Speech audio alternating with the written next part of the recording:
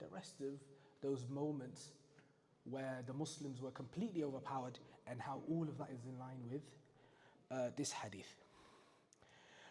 Today we're going to move on to the following narration bi'idhnillahi tabaraka wa ta'ala. The following narration, which is an addition to the wording of Muslim rahimahullah ta'ala regarding the hadith of Thawban. The hadith of Thawban, like I said, was narrated in multitudes by many of the scholars of hadith. Here he mentions a ziyada, an addition, an extra part of that hadith that the Prophet ﷺ said, but it cannot be found where? It cannot be found where? It's not in Sahih Muslim, okay?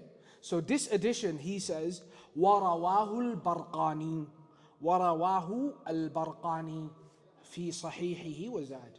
There is an additional portion of this hadith that doesn't come in Sahih Muslim, but it comes in the Sahih of Al-Barqani rahimahullah ta'ala. Who here has heard of Barqani? Hafiz al-Barqani? Nobody? There's a good reason why you haven't. He is a scholar, a great scholar, a giant, a legend. But he was eclipsed by an even greater teacher and an even more famous student. Who do you think his teacher was, and who do you think his student was? That eclipsed this Imam, Al-Barqani rahimahullah ta'ala. Any thoughts? No, not that early. So his teacher is Hafiz al-Dunya. Who's Hafiz al-Dunya? He's a memorizer, the greatest memorizers Ummah has ever heard of. Nobody knows? So his teacher is Al-Imam al-Daraqutni rahimahullah ta'ala, which we actually need to take out some time to actually explore his life, because he's somebody that's completely out of the norm. And his student is also somebody that needs no introduction, which is Khatib al-Baghdadi rahimahullah ta'ala, another very famous scholar. And so what happens is, and this happens all the time with many of the scholars of Islam, when they have an extremely celebrated teacher and an extremely well-known student as well, that what ends up happening is they are caught in between and their legacy is somewhat lost. Okay? So Al-Barqani rahimahullah ta'ala, like I said, he is the student of Al-Imam al-Daraqutni rahimahullah ta'ala, and he is the teacher of Al-Khatib al-Baghdadi rahimahullah ta'ala.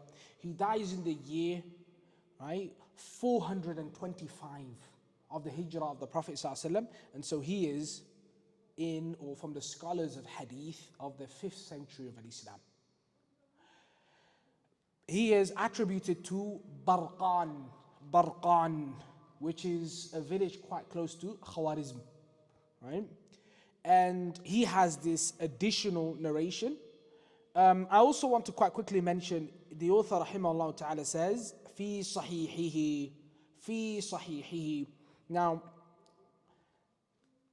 the Sahih of Al-Barqani is actually a very interesting piece of hadith work.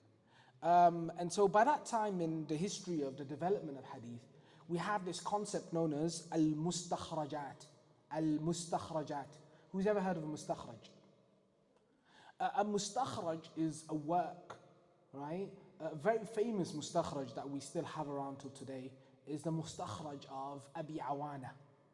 And what a mustakhraj does is he'll basically take, let's say for example, Sahih Muslim, which is the book here, right, we're referencing. He will go and he will say, you know what, I'm going to look for every hadith that Imam Muslim mentions, but not through the chain that Imam Muslim mentions. I'm going to look for other chains. And so it's almost like an extra layer of verifying every report that comes in